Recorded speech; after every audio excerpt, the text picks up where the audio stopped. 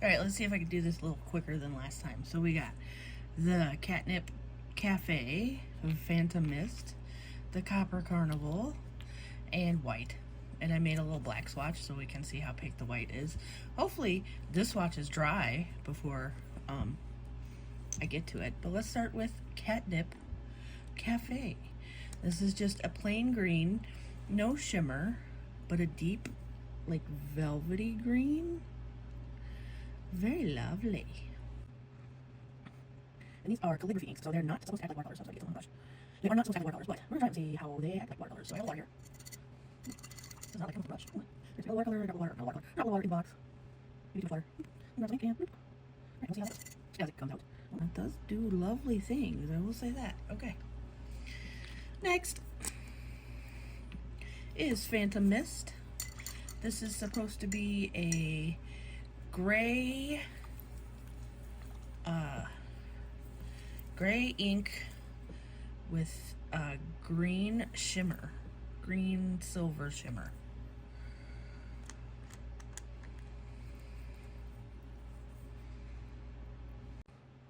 Definitely seem gray. Well, I like to leave a little extra so I can see like how a second coat would be, I think. Alright, let's add a little water. And a couple little bit. Alright, let's see what that does.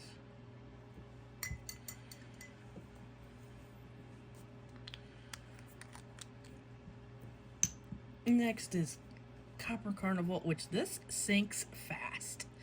So you definitely, this has literally been sitting on my desk for like 10 minutes and everything's already sucked to the bottom. But hang on, I gotta shake it.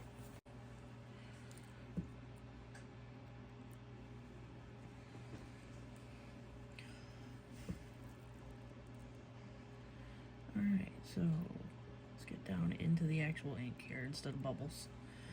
Copper Carnival.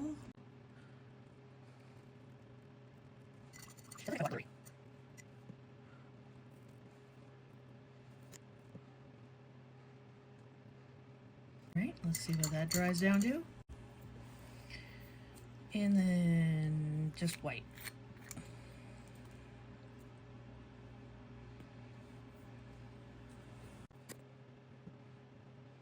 It's just white. Let's see how it goes black.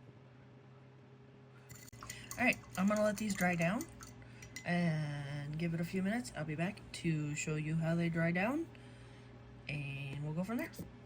Okay, we're back and they're dry. So here's what we got. We've got Catnip Cafe, which like I said is just a green. It doesn't get a lot of good watercolor effects. It really just goes kind of green. So maybe if you gotta be really light with it, you probably get some good nice gradients. Phantom Mist, though, it did some interesting things. So you get to see the green shimmer there, but look at the watercolor. It kind of went a little blue and then shimmery in patches. That was very lovely. Very lovely. Very nice. Okay, copper. You see you got the gold shimmer. It does do a good double, nice and dark double.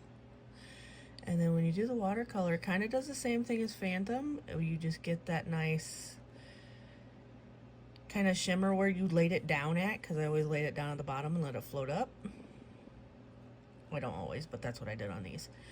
And then you get this kind of very nice. It does kind of creep. Very nice, very nice. And then white.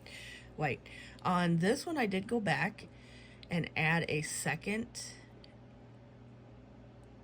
little swatch of the white, so that was, because it was kind of coming through, the black was kind of coming through, so I wanted to see how opaque it could get, so that's with two. So not bad. Do some nice fine lines and whatnot. That could be lovely on something. Maybe on black paper it would be nice, because you wouldn't have to worry about the ink soaking through the other ink. And yeah, be careful with these bottles, because these bigger bottles, the rubber stoppers kind of splatter everywhere. So be careful when you close them. Make sure you clean your threads off, because these are gonna cake and solidify and be hard to open the next time. Anybody who's ever used the Winsor Newton metallic gold ink knows what I'm talking about. It's the most beautiful gold, but I don't know how many times I've had to use a pair of pliers to get the lid open because I didn't clean the threads the last time I used it. But other than that, these are lovely. I love them. They are beautiful, and I can't wait to make my mom's thing. So, bye, and thank you for watching, and follow me, and all that fun stuff. So, thanks, bye.